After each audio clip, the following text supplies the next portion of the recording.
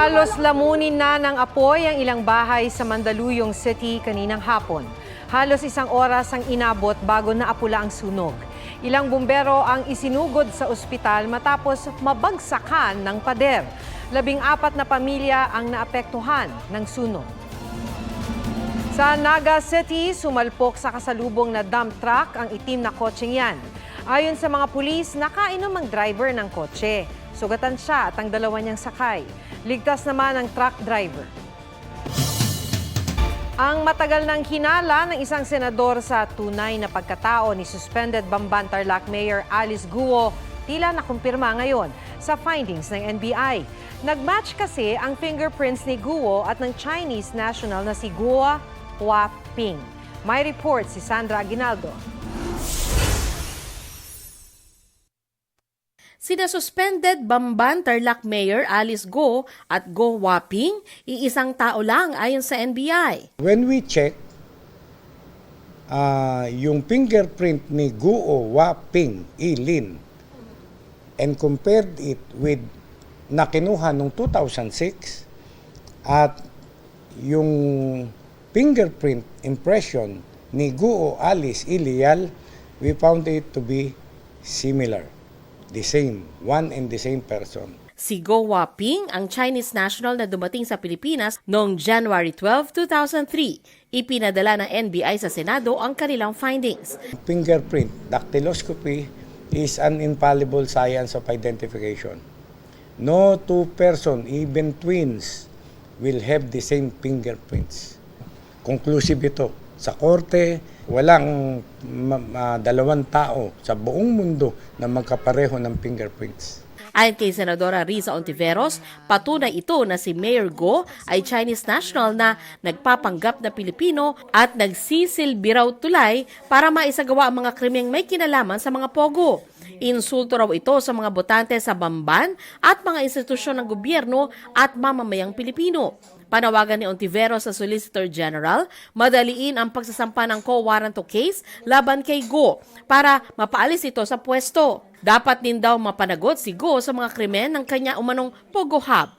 Sabi ni Solicitor General Menardo Guevara, may tuturing na breakthrough ang NBI findings. Dahil dito, mapapabilis daw ang pagsasampa nila ng kaso. Sinusubukan pa makuha ang reaksyon ni Mayor Guo. Nangangamba rin ang Presidential Anti-Organized Crime Commission sa posibleng pagkasangkot umano ng mga kriminal at triad group mula sa China sa mga Pogo Hub sa Pilipinas. Tanong ni Ontiveros, sino ba ang protektor ng mga Pogo na ito? Wala mang binanggit na pangalan, ipinakita naman niya ang larawan ni Mayor Guo kasama si dating Pangulong Rodrigo Duterte. Mayor Alice certainly likes having friends in high places. Hindi po basta-basta ang mga kaibigan niya. Anybody can visit the president as long as you are a good person. Pero yun nga, kung hindi ka kilala ni Pangulong Duterte, alangan naman sabihin ni President Duterte, hindi ako pa-picture. Sinusubukan pa namin kunan ng pahayag ang kampo ng dating Pangulo. Kaugnay naman sa alegasyon tungkol sa identity theft, sinabi ng abogado ni Guo na sasagutin nila ito sa tamang forum. Wala pa naman daw ebidensyang ipinipresenta sa ngayon. Giit ni Attorney Stephen David, public trial pa lang ang nangyayari ngayon. Sandra Aguinaldo, nagbabalita para sa GMA Integrated News. Inulan ng batiko sa reklamo ang basaan sa Wata Wata Festival sa San Juan nitong June 24. Meron pang inaresto matapos magsaboy ng asido. May report si June Veneracion. Pambabasa sa mga dumaraan. Pati mga pasahero hindi nakaligtas. At mga pribadong sasakyan. Kaya ang dapat sana ipista ng patron saint ng San Juan na si St. John the Baptist, idula ng batiko sa reklamo. Nakapagsalita ako hindi maganda, sa gulat ko rin kasi foul namang magbukas. Pero ayun ko lang na-experience yung gano'n eh. Sa kasagsagan ng pista, hindi naman nakapagpigil na gumanti ng isang rider matapos mabasa. Pero ang sinaboy niyang ganti, muriatic acid daw. Muriatic yung bawal yun, dapat ilaan yun eh. Tinamaan ng isang nanunood lang. Niluglugo yung mukha ko buo sa puno ng balde para malaban, maano lang yung hati, tsaka ang sakit ng mata ko. Medyo iba yung paningin ko, sir. Parang medyo malabo. Inaresto at sinampahan ng reklamong physical injuries ang nagsaboy ng umunoy asido. Lumabas sa investigasyon ng PNP na may galit daw ang suspect sa mga sumasali sa Wata Wata Festival. Ito raw ang dahilan kung bakit may dala umano siyang muriatic acid nang mapadaan sa lungsod ng San Juan. Ako po ay buong pagkukumbaba na humingi ng paumanhin at pasensya sa lahat po ng mamamayan na naapektuhan o naging biktima. Ayon sa LGU, napaghandaan naman ang mabuti ang pista, pero may mga pasaway daw.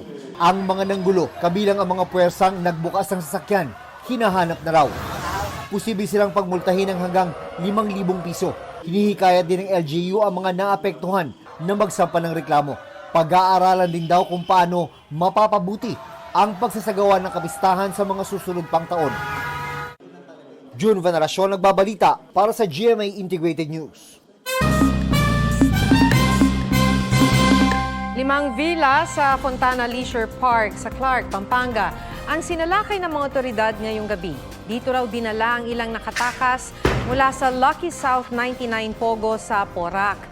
Ang isa sa mga villa, inookupa umano ng isa sa mga big boss ng Zunyu One Technology sa Bamban, ang Chinese fugitive na si Huang Ziyang.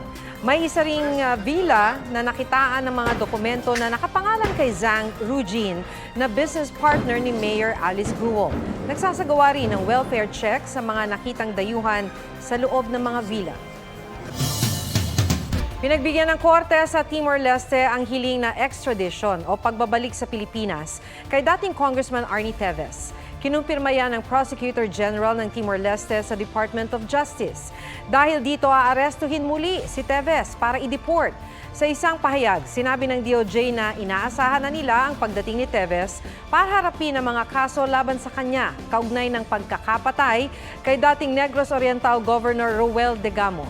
Sa isang text message sa GMA Integrated News, ikinatuwa ni Mayor Janice Degamo ang desisyon ng korte sa Timor-Leste.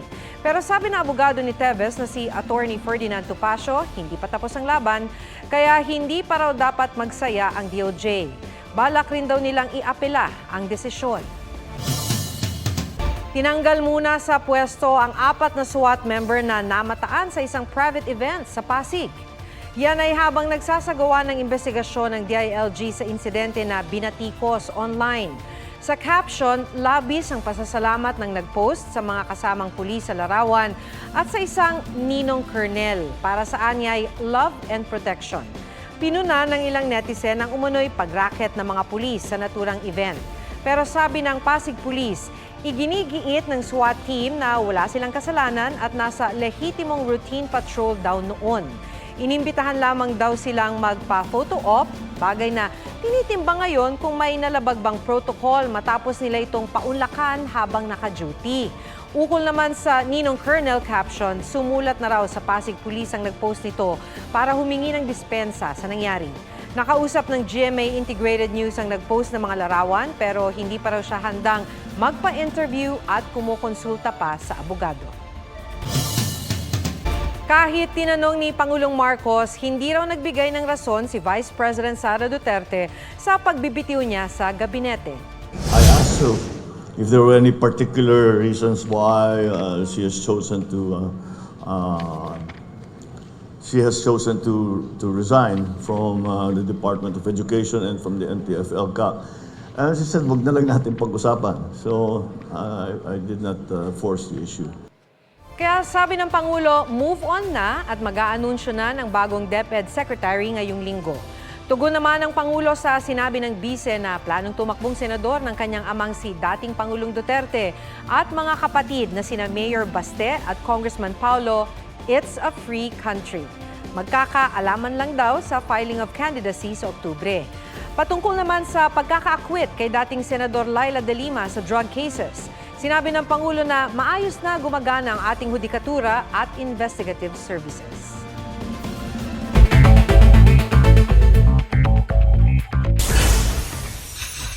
Pamilya ng nawawalang Israeli na boyfriend ng beauty pageant contestant na si Geneva Lopez nag-alok ng pabuyang 250,000 pesos sa makapagbibigay ng impormasyon sa kinaroroonan ng dalawa. DOH, binabantayan ang dumaraming kaso ng leptospirosis ngayong tag-ulan. Creator ng mga sikat na games tulad ng League of Legends, Sims at SimCity nasa Pilipinas. Ayon kay Thomas Vu, ang kaka-cellphone pwedeng pagkakitaan at gawing karir. Oscar Oida, nagbabalita para sa GMA Integrated News. Meron rin daw kaso sa Pilipinas ng nakamamatay na STSS o Streptococcal Toxic Shock Syndrome na tumama sa halos 1,000 tao sa Japan. Ayon kay infectious disease expert Dr. Ron Jean Solante, hindi bago ang bakterya na nagdudulot nito na siya ring dahilan ng pharyngitis o pamamaga ng lalamunan. Madalang daw ang STSS sa Pilipinas at ang madalas tinatamaan ay mga may diabetes at iba pang comorbidities. Nagsisimula ito sa sugat at maaaring maging sanhi ng malalang skin infection na siyang pumapasok sa dugo. Mataas daw ang porsyento ng mga namamatay dahil mabilis itong kumalat at madalas hindi agad pinapansin ang mga unang sintomas nito. May gamot naman dito. Ang mahalaga, makapagpatingin agad sa doktor para maresetahan. Hindi naman itinuturing na public health concern ng DOH ang STSS. Nahuli ka mang pagkidlat sa Pasukin, Ilocos Norte. Muntik tamaan ng kidlat ang motoristang yan. Napahinto rin ang ibang sasakyan dahil sa kidlat. Tinamaan ang poste at nag-spark kaya nawala ng kuryente sa lugar.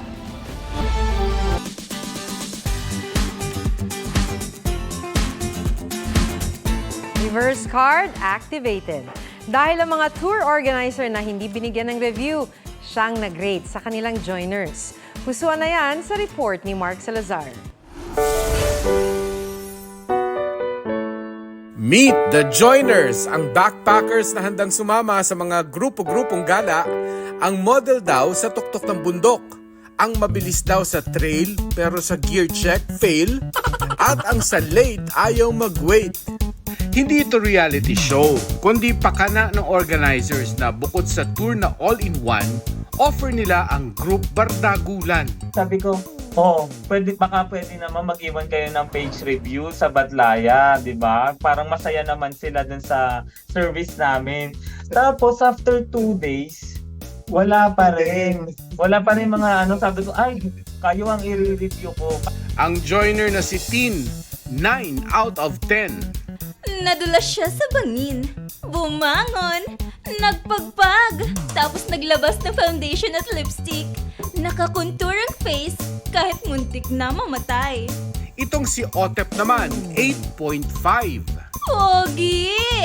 Pero sobrang tahimik sa trail. Minsan na nga lang magkwento, bulol pa.